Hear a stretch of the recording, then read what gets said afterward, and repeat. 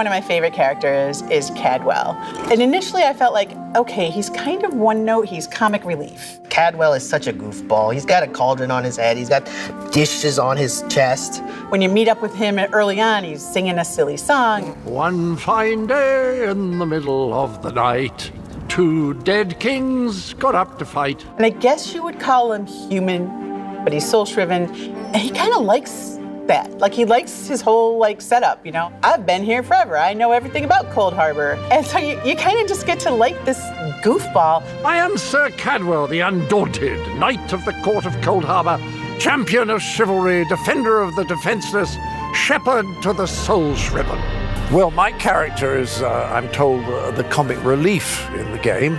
Sir Cadwell, he's a kind of Don Quixote character. He loves to go on a quest and to try and help helpless maidens and all that kind of thing. And he loves fighting, but he never seems to be the slightest bit scared about it. He regards it as a great game. And if he is wounded, then he's incredibly brave about it, in a British sort of way. I don't want to brag, but I think I nicked one of them. We had heard that John Cleese was going to be voicing Cadwell, and that absolutely, and I know I'm not the only designer, but that certainly influenced some of the lines we initially drafted. Hardly a surprise, a lot of gamers like Monty Python, so, you know. Tell you what, I happen to know another way in. Much more of a scenic route.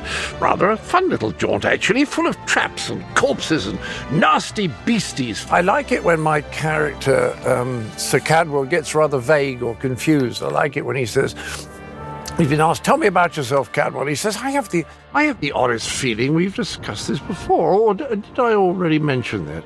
Oh, no matter. I like that kind of vagueness. I like playing that.